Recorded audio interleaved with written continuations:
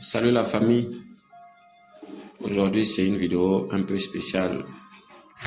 Peut-être que c'est la dernière vidéo de cette année, on ne sait jamais. Pourquoi je parle ici? Parce que depuis ce matin, donc depuis nous sommes le 15 janvier 2025, donc dans le groupe WhatsApp du droit du travail, j'ai annoncé une mauvaise nouvelle et je dois me déplacer du côté de Libreville concernant la situation que j'ai depuis pratiquement 8 mois déjà. Donc, on espère que ça va bien se passer. Donc, je fais cette vidéo, comme je disais, dans un cadre un peu spécial, en espérant que mon déplacement du côté de Libreville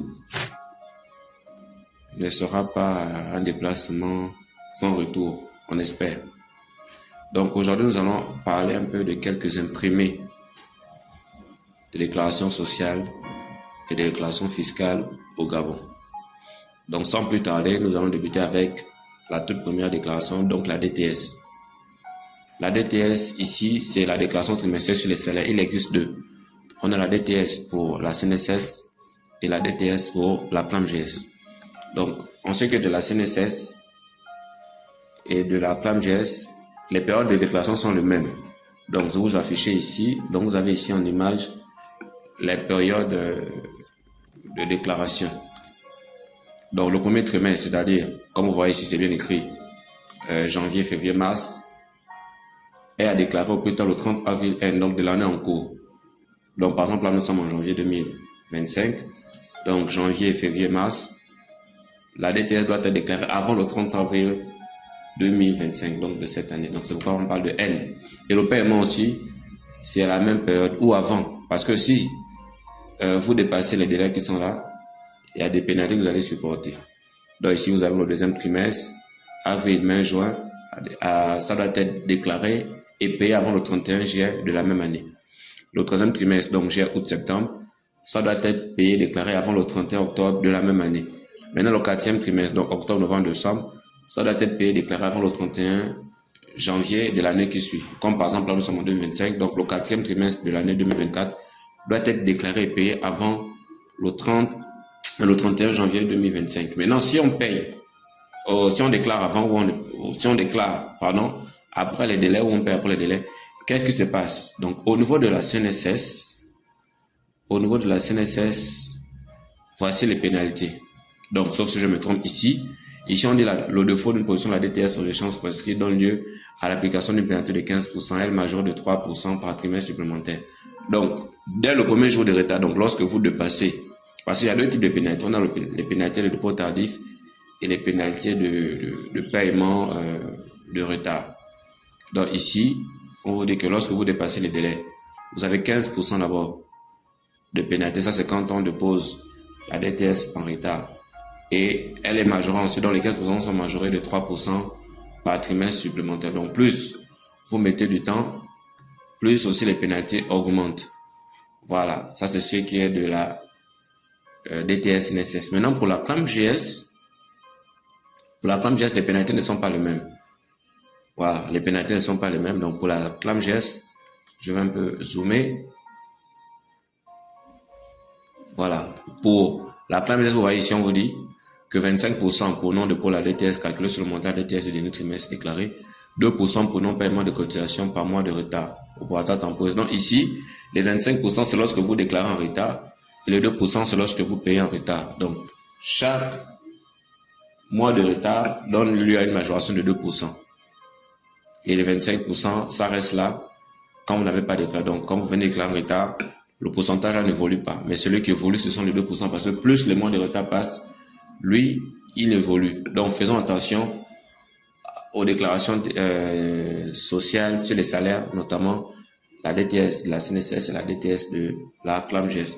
Donc, en récap, donc je disais que les DTS, CNSS et PLAMGS se déclarent aux mêmes périodes. Donc, vous avez les périodes qui sont ici. Et attention aux pénalités parce que lorsque vous dépassez les délais, vous subissez des pénalités. Maintenant, après les cotisations sociales sur les salaires, on a aussi les retenues sur les salaires. Et les retenues sur les salaires se déclarent sur un document qu'on appelle l'ID10. Donc, ici, ce n'est pas la DTS, mais non, c'est l'ID10. Donc, la seule différence avec la CNSS, la CNAMTS, c'est que les retenues sur les salaires se payent par mois, alors que la CNSS, la CNAMTS se paye par trimestre. Donc, par mois, vous devez aller déclarer et payer vos retenues sur les salaires sur cet imprimé-là, donc sur l'ID10. Donc, on a l'IAPP, la TCS, le FNH et la CFP. En parlant du FNH, je vous informe aussi que le taux du FNH est passé de 2 à 3% depuis, je crois, novembre 2024. Donc, dès janvier aussi 2025, faut actualiser vos pourcentages. Donc, le FNH n'est plus de 2%, mais est passé maintenant à 3%.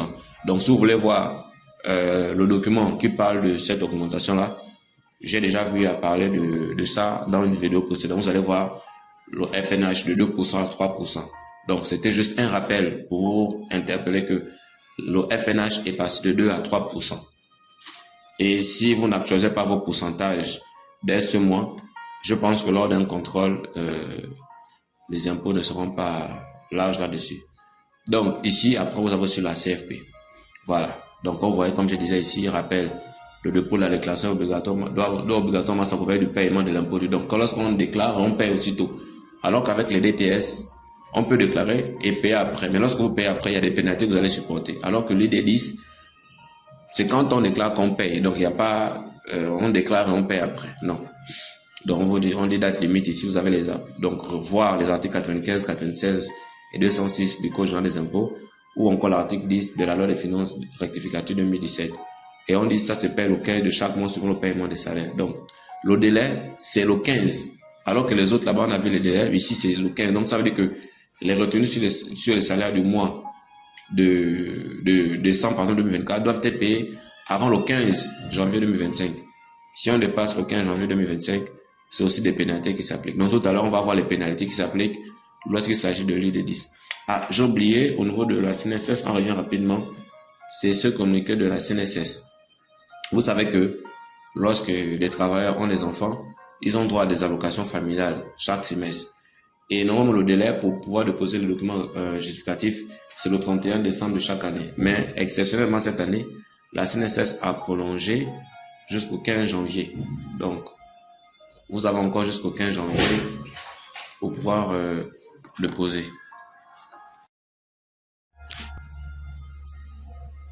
Autre imprimé, c'est l'imprimé du CA01. En fait, le CA01, comme vous pouvez le voir ici, c'est la déclaration qui permet de mettre en évidence la taxe sur la valeur ajoutée abrégée TVA et la contribution spéciale de solidarité abrégée CSS. Donc, auparavant, en 2017, je crois, lorsque la première loi de finances 2017 est sortie, ça s'est établissé de manière séparément. Donc, la TVA avait son impôt à part et la CSS aussi avait son impôt à part.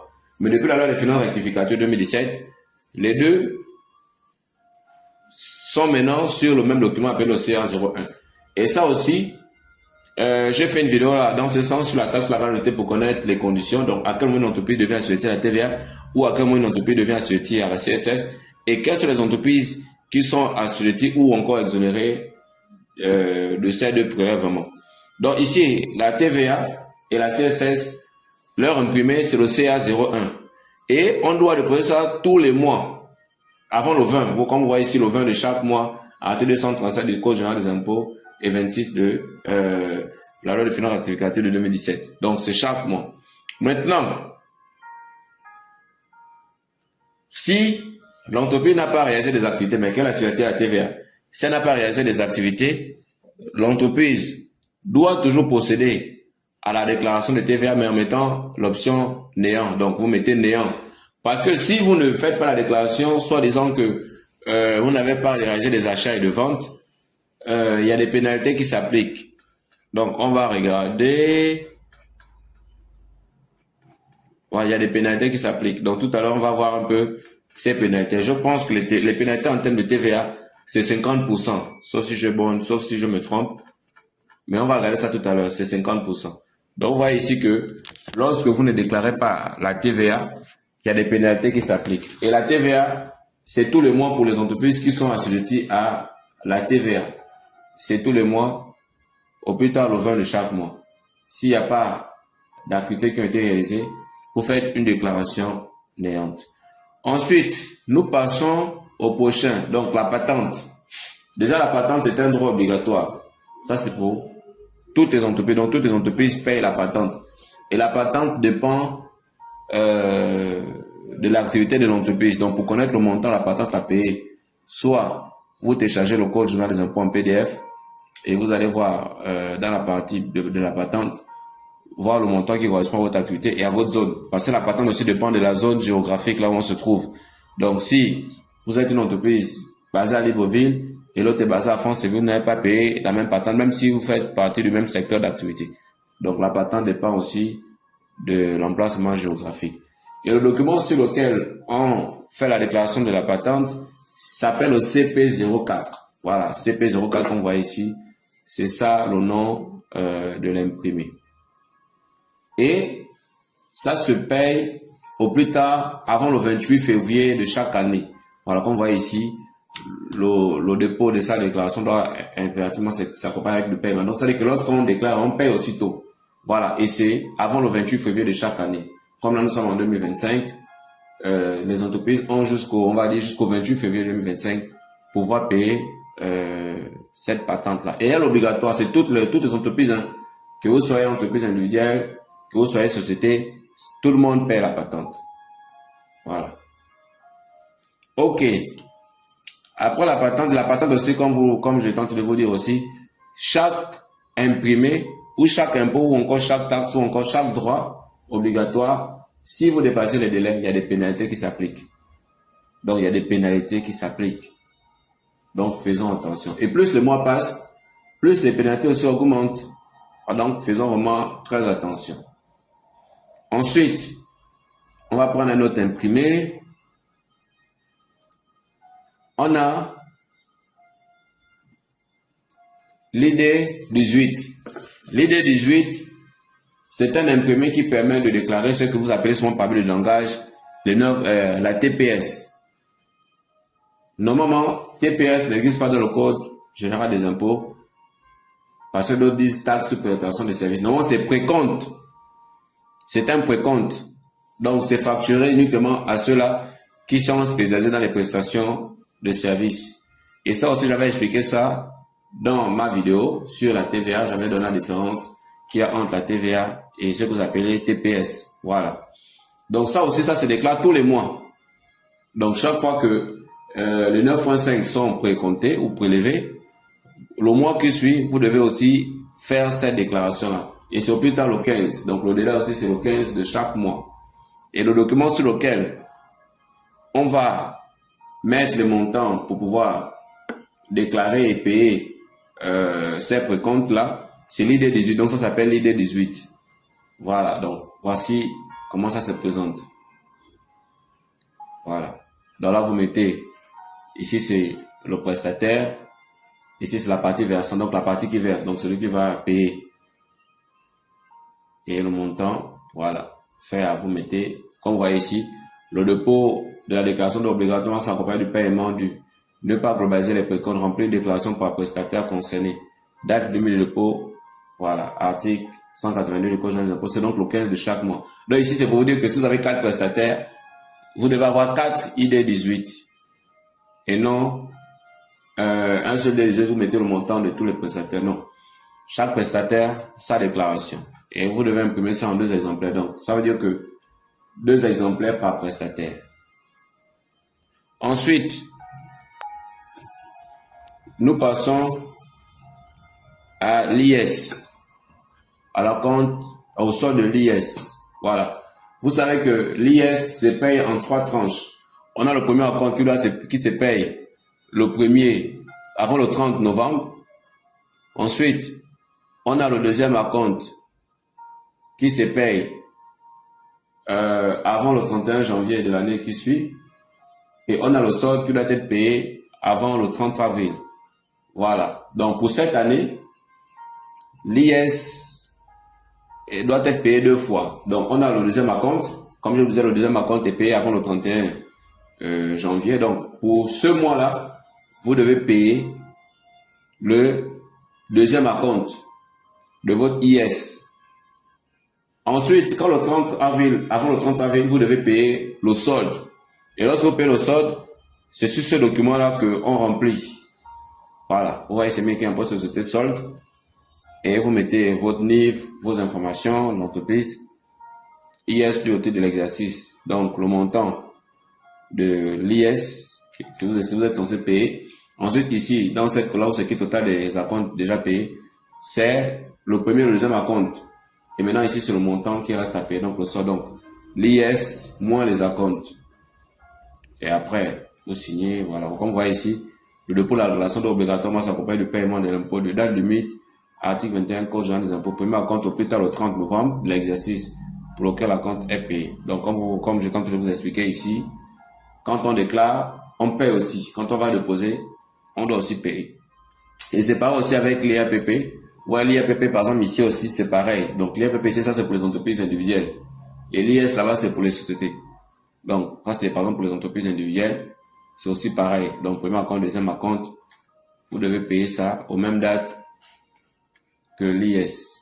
Voilà, comme vous voyez ici, on dit, ici, on dit que le premier acompte, le 28 février, le deuxième acompte, le 30 avril de l'exercice pour lequel l'acompte est payé. Donc, vous avez ici les dates de paiement. Pour plus d'explications, vous pouvez lire l'article 177 du Code général des impôts. Et après, on a les deux costauds. Les deux costauds, on a la DAS. La DAS ici, c'est la déclaration annuelle sur les salaires. Donc, c'est pour toutes les entreprises qui ont des salariés et des prestataires. Parce que dans la DAS, on a deux parties. On a une partie qui concerne les salariés et une partie qui concerne les prestataires. Et ça aussi, ça se déclare chaque année, avant le 30 avril. Donc là, par exemple, nous sommes en 2025. Donc la DAS doit être déclarée ou encore déposée avant le 30 avril 2025. Si vous dépassez la date du 30 avril 2025, ce sont les pénalités que vous allez supporter. Voilà, donc je ne peux pas vous montrer tout le document parce que les informations confidentielles. Donc je préfère juste vous montrer une partie de la DAS. Donc la DAS comporte deux parties. On a la partie qui concerne les salariés et la partie qui concerne les prestataires. Donc dans la DAS, on doit retrouver une partie là où il y a les salariés de l'entreprise avec leur rémunération de manière détaillée, y compris les cotisations sociales et fiscales. Et après, on a une partie qui concerne les prestataires avec leur montant détaillé. Et si il y a eu les 9% qui ont été prélevés, tout ça aussi, on met. Donc ça, c'est la DAS. Donc la DAS, c'est la déclaration annuelle sur les salaires. Et ça se déclare, on fait ça chaque année avant le 30 avril. Donc ça, c'est toutes les entreprises, que vous soyez une entreprise individuelle, que vous soyez une société. Lorsque vous avez des salariés et vous travaillez avec des prestataires, vous devez établir une DAS et déposer ça au centre des impôts. Et après, on a son grand frère ici, la DSF. La DSF ici, c'est la déclaration, comment on appelle ça? La DSF, c'est la déclaration statistique et fiscale. Donc, ce que vous appelez seront par le langage le bilan. Voilà. C'est un document qui comporte plus de 80 pages. Et ça aussi, c'est à la même période que la DAS. Donc, ça doit être déclaré avant le 30 avril de l'exercice. Donc, ce qu'on appelle le bilan. Donc, c'est le document qui permet de connaître la santé financière de l'entreprise. Est-ce qu'elle a réalisé un bénéfice? Est-ce qu'elle a réalisé une perte? Comment les opérations ou les activités se sont passées dans l'année? Donc, ça, c'est la DSF. Donc, voilà. Donc, nous sommes arrivés au terme de cette vidéo. Non, excusez-moi, j'ai oublié. Donc, comme je vous disais, on va voir quelques pénalités ou encore quelques sanctions fiscales. Donc, ici, on a l'article, par exemple, 496, qui parle des insuffisances de déclaration. Ici, on dit qu'on dit l'insuffisance, omission ou une attitude qui affecte la base ou les éléments d'imposition et on conduit l'administration à effectuer un redressement donne lieu à l'application d'un intérêt de retard de 1,5 par mois, plafond à 50%. En fait, ici, on dit que lorsque vous avez subi, par exemple, un contrôle, par exemple, ou encore un redressement, et on vous demande de payer un montant. Donc, chaque fois qu'un mois de retard passe, c'est 1,5 par mois de retard, jusqu'à 50%. Donc, 50%, c'est le plafond. Donc, ça veut dire que à chaque fois, on vous demande de payer 1,5 par mois de retard. Quand on arrive à 50%, c'est là où on bloque. En fait, le taux n'évolue plus. Ensuite, comme vous voyez encore ici, on vous donne encore, on dit encore en cas de mauvaise foi à 100%, en cas de manœuvre frauduleuse 150%. Donc, faut vraiment faire attention à certaines pratiques. Après, ici, on vous explique qu'il y a mauvaise foi lorsque le service prouve que le contribuable a une connaissance des faits ou des sanctions qui motivent le redressement. La récidive est durement constatée. Donc, le fait de refaire la même chose à chaque fois. Ensuite, en ce qui concerne la TVA, bon, comme j'avais expliqué tout à l'heure, c'est 50%. Ici, encore, on dit retard dans la déclaration ou absence de déclaration. Voilà. Vous, ou encore ceux qui n'aiment pas déclarer à temps. Vous voyez ici, on dit le contribuable qui souscrit sa déclaration après les délais par le présent code et avant la mise en demeure pour via l'article P 819 ci-dessus est passé d'une pénalité équivalente à 5% des droits déclarés. Et ici, on dit la pénalité est portée à 10% des droits déclarés lorsque la déclaration est souscrite dans les 16 jours suivant la mise en demeure visite. Donc, vous avez tout compris. Donc, faisons attention. Donc, je vous invite vraiment à lire à partir des articles 996 pour connaître un peu les pénalités qui sont... Voilà. Ici, par exemple, on a les pénalités de recouvrement. On dit le paiement tardif de l'impôt à l'application d'un intérêt de retard. Donc, lorsque vous payez, par exemple, un impôt en retard, ici, on dit que 10% pour le premier mois. Donc, ça veut dire que si, par exemple, vous avez un retard de 3 mois, vous n'avez pas peut-être payé les retenues sur les salaires. Le premier mois, on va payer 10%. Et les deux autres mois, on va payer 3%. Donc, ce qui fera un pourcentage de 16% au total. Voilà. 3, ça fait 6. Plus 10, ça fait 16%. Voilà. Là, maintenant, nous sommes arrivés au terme de cette vidéo. Merci d'être resté jusqu'à la fin. Comme je vous disais, c'est sûrement ma dernière vidéo de l'année en entendant mon opération des genoux. Si tout se passe bien, dans le cas contraire, voilà. Donc, je vous dis encore meilleurs vœux et merci. Likez, partagez, abonnez-vous et on espère se revoir très bientôt. À plus.